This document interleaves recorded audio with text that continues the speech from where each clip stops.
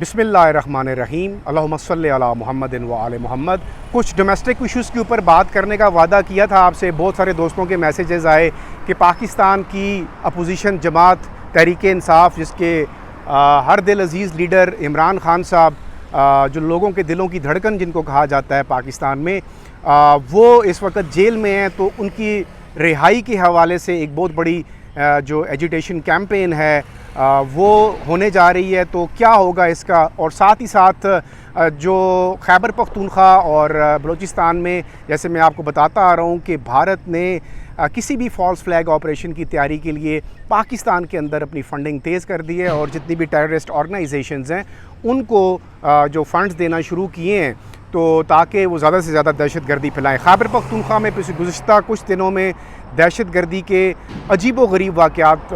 सामने आए, जिसमें कीमती इंसानी जानों का नुकसान हुआ है। सिविलियंस मारे गए हैं, बच्चे मारे गए हैं। सिविलियंस की शहादतें अपनी जगह पे, बच्चों की शहादतें भी साथ हुई और साथ ही साथ सिक्योरिटी फोर्सेस की शहादतें भी हुई हैं। तो जब ये लोग मरते हैं, जब ये जो मर रहे होते हैं लोग, कभी आप गौर करते हैं कि ये किसके बेटे हैं, ये किसके बच्चे हैं, ये किसके भाई हैं, ये किसके भतीजे हैं? ये हम में से ही हैं ना, ये कोई बाहर से तो नहीं आते ये लोग। तो सिक्योरिटी फोर्सेस इस वक्त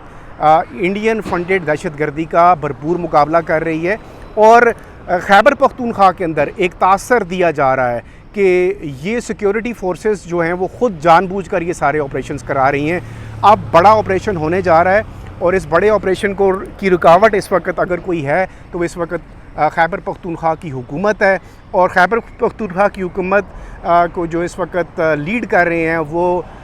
अली अमीन ख़ान गंडापुर हैं, जो वहाँ के चीफ़ मिनिस्टर हैं। और उनके हवाले से रेजिग्नेशन की ख़बरें आपने सुन ली होंगी। अब अली अमीन ख़ान गंडापुर साहब इतने मशहूर आदमी हैं कि भारत ने पाकिस्तान को ग्रे लिस्ट में डलवाने के लिए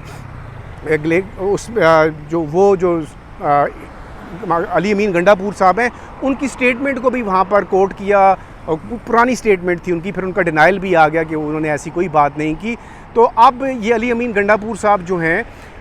इनके ऊपर बहुत प्रेशर है और खान साहब ने उनको कह दिया है कि अगर आप ऑपरेशन को नहीं रुकवा सकते जो दहशतगर्दों के ख़िलाफ़ ऑपरेशन होना चाह रहा है, क्योंकि पाकिस्तान तहरीक इंसाफ की जो पॉलिसी रही है, जब वो गवर्नमेंट में थे या उससे पहले जब वो अपनी गवर्नमेंट बनाने के लिए जो कोशिशें कर रहे थे, उन्होंने उस वक्त भी गुड तालिबान और बैड तालिबान का एक जो नैरेटिव रखा था, उसी के ऊपर अभी भी वो खैबर पख्तूनख्वा के अंदर अगर उनकी मकबूलियत अगर आप कहते हैं तो सिर्फ इसी बुनियाद के ऊपर है। खान साहब का ख्याल ये था, या उनकी जो पार्टी का जो ख्याल है वो यही है कि मुज़ाकरात के ज़रिए इन्हीं तालिबान के साथ बातचीत की जाए। ये भी करके देखा गया और अभी तक ये जो बातचीत की कोशिशें थी वो किसी भी तरह से कारगर साबित नहीं हो रही, क्योंकि ये नोटोरियस किस्म के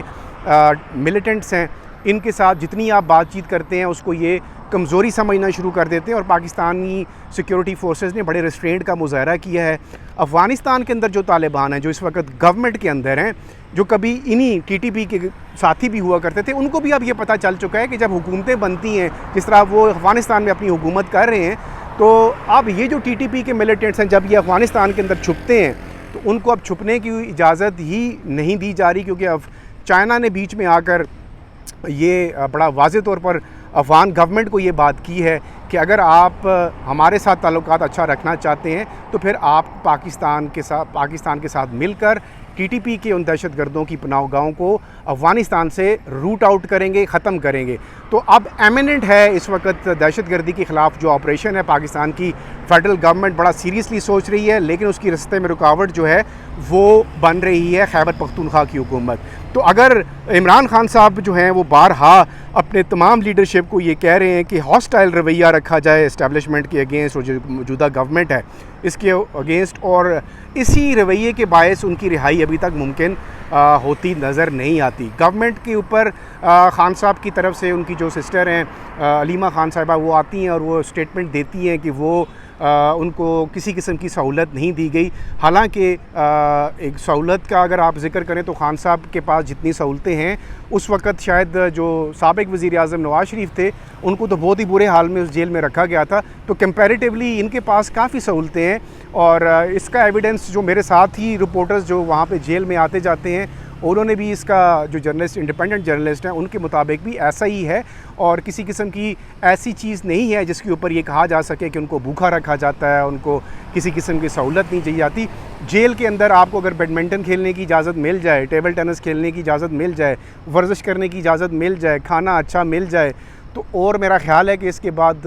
वहाँ और कौन सी ऐसी सहूलत है। टीवी भी मिल गया है, तो पर पता नहीं ऐसी कौन सी सहूलत है जो नहीं दी गई। बहरहाल let's come to the point. अब इन तमाम चीज़ों से जुड़ी हुई बात है कि खान साहब की रिहाई मुमकिन क्यों नहीं हो पा रही।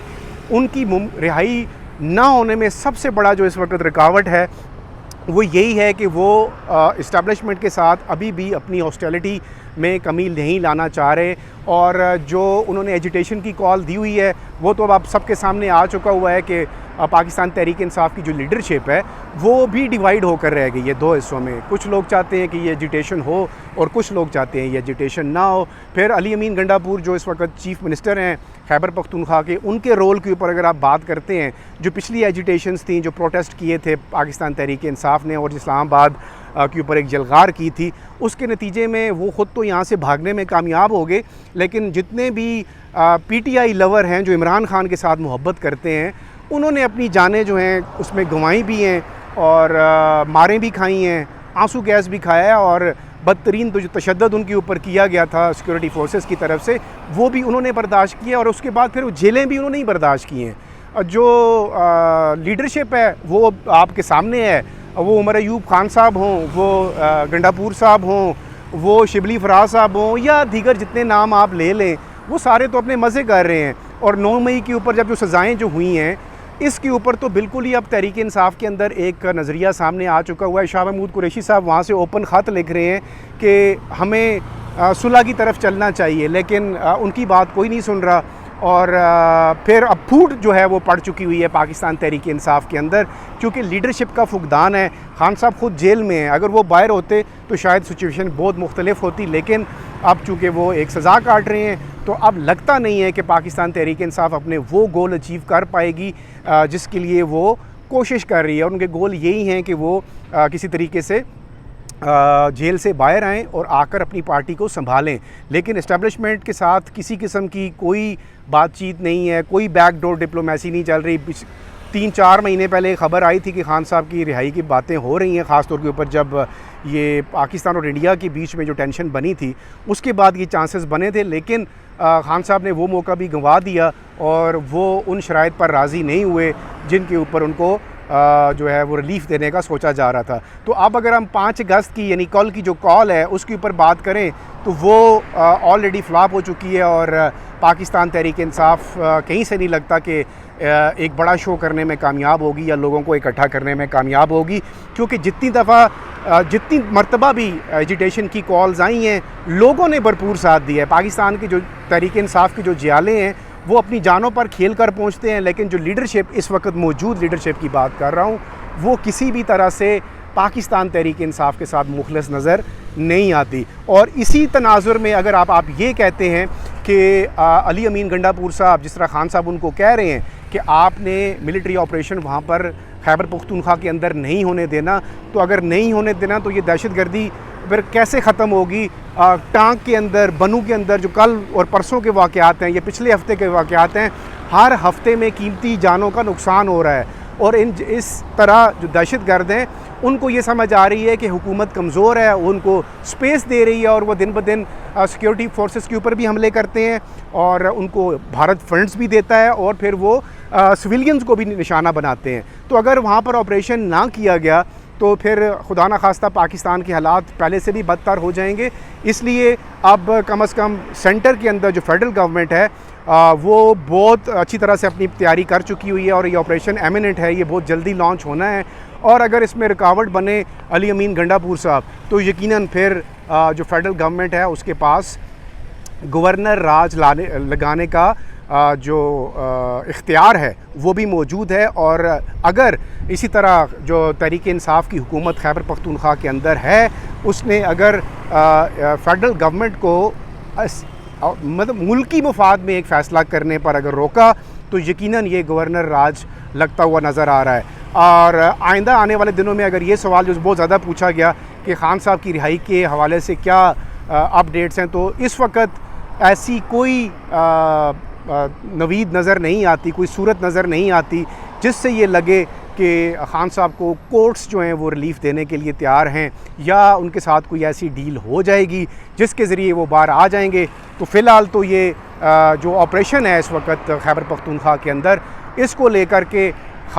जो अली अमीन गंडापुर साहब हैं उनके ऊपर ख़ासा प्रेशर है और लगता ये है कि अब उनको फ़ैसला करना पड़ेगा, या तो उनको चीफ़ मिनिस्टर खैबर पख्तूनख्वा के ओहदे से इस्तीफ़ा देना पड़ेगा, तो या फिर उनको